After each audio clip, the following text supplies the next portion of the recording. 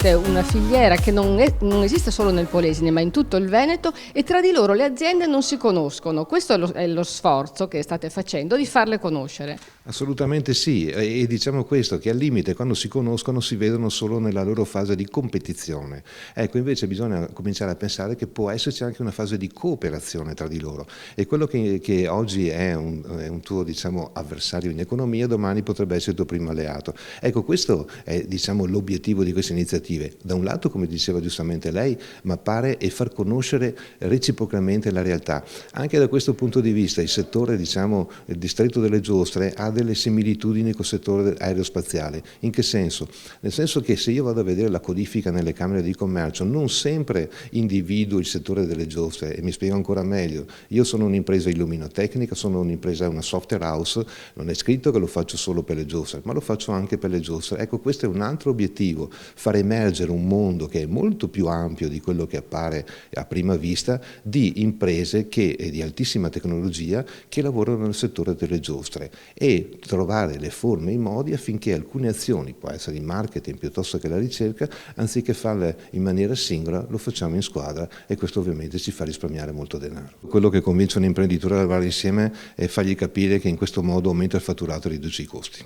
Questa diciamo, è la chiave di lettura, tutto il resto è poesia, come diciamo, e quindi dobbiamo fare dei piani. Non lo si può fare da soli, ad esempio noi come agenzia, ma diventa fondamentale e strategico il ruolo delle associazioni di categoria di riferimento che hanno il polso diretto con queste imprese. Dopodiché bisogna fare, e bisogna avere pazienza, diciamo, la digitalizzazione aiuta, ma il rapporto umano è ancora importante, quindi bisogna trovare delle forme e dei modi di incontri, e io dico assolutamente personali e fisici, avere dei piani d'azione e individuare 1 o 2 asset, perché anche in questo senso è bene non essere troppo dispersivi. Bisogna abituarsi e porsi, diciamo, diversi obiettivi, da quelli minimi poi al grande progetto finale, che dovrebbe essere quello di veramente rappresentare per il Veneto intero una realtà, quella del distretto delle giostre, che è veramente importante e, consentitemi, di altissima tecnologia.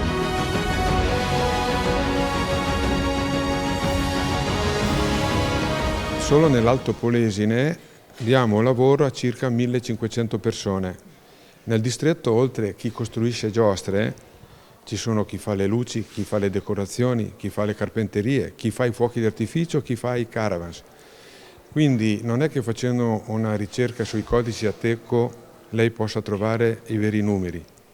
I numeri dell'indotto parlano che diamo lavoro a 1500 persone. Considerato tutto il Veneto, abbiamo circa 3.000 addetti del settore. Voglio ricordare che l'Italia è il maggior produttore di attrazioni per Luna Park mobili e fissi, e che esportiamo il 90% in tutto il mondo. Senta, secondo lei questa idea di far fare un gioco di squadra a tutte queste aziende venete svilupperà ancora di più il settore? Sì, penso di sì, perché io voglio dare visibilità al nostro settore, in primis a livello nazionale, perché se diamo visibilità a livello nazionale, anche i nostri clienti che vanno a lavorare nelle città non vengono più estromessi dai centri storici. Quindi se il cliente, chiamiamolo giostraio, lavora, incassa e ordina delle giostre. Quel progetto di comunicazione ha a che fare proprio con la visibilità tramite i canali social. Abbiamo lanciato l'Instagram, abbiamo lanciato il sito web del distretto, ed inoltre oggi presentiamo questa chicca dove in pochi minuti verrà fuori il cuore, insomma, di quello che vogliamo presentare oggi, il valore del distretto.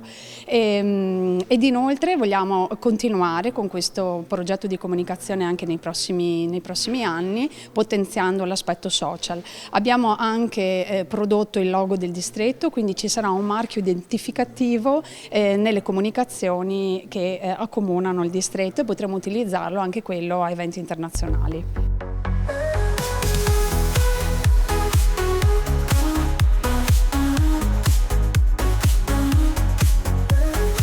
I punti di vantaggio sono, diciamo,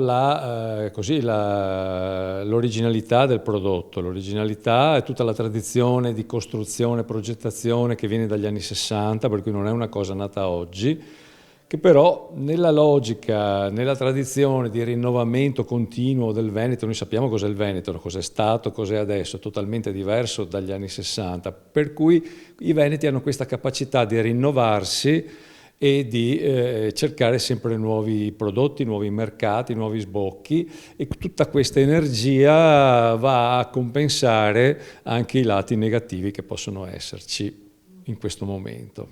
Quali sono?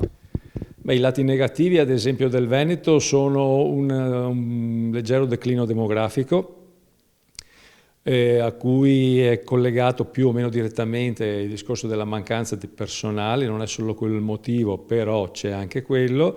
Tutte le aziende oggi, basta girare, tutti cercano personale, lavora con me, ognuno dice la formula che vuoi, però il problema sta lì.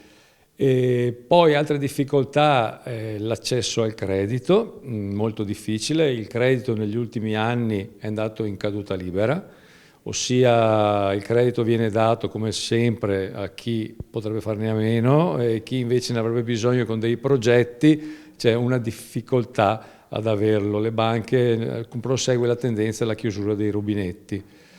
E poi la burocrazia, tutto quello che si impegna di risorse umane ed economiche per fronteggiare la burocrazia è tutto cosa che viene sottratto alla produzione, alla creatività, alla realizzazione dei progetti. L'Italia, sappiamo, è fatta dal 90% di piccole imprese.